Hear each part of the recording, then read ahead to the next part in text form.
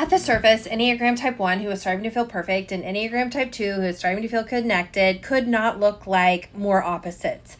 They do have a lot of things in common, but they do have a lot of differences that can potentially cause friction, and those differences can also make them awesome teammates. We just did a podcast episode on the latest episode of the Enneagram at Work podcast, talking in detail about this type 1 and type 2 coworker compatibility matchup.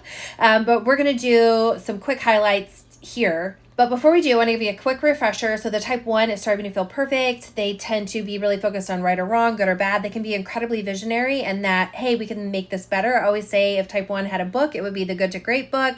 They are looking for proven methods, routine, consistency. And then we have our type 2s who are striving to feel connected. And that is a different type of energy in the workplace where you're focused on relationships. You're a little bit more people-oriented versus task-oriented of the type 1. Rapport building is really important. And so you can see where there might be some friction, but you can also see where these two can be such a great complement for one another. On a team, the type 1 is going to tend to hold the standard, where the type 2 is going to be the one kind of holding the team together with all that relationship building, with all that rapport building.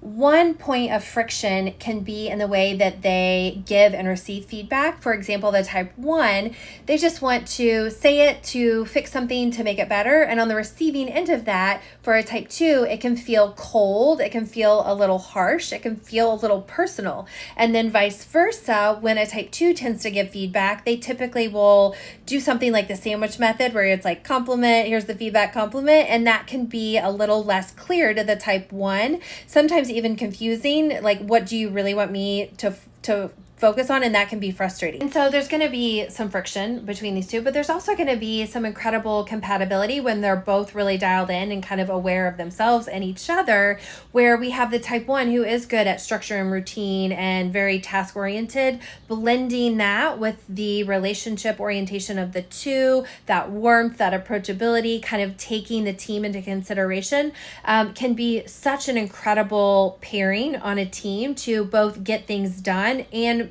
help the team feel like they're getting those things done together. And so to navigate the potential friction or conflict among these two in a workplace environment is to just kind of assume positive intent, which I know firsthand is really hard, especially in the moment. But a type 1 truly is not trying to be mean or harsh. And a type 2 is genuinely not trying to waste time with some of that rapport building, like, hi, how are you? How was your vacation? And so when we kind of keep that in mind,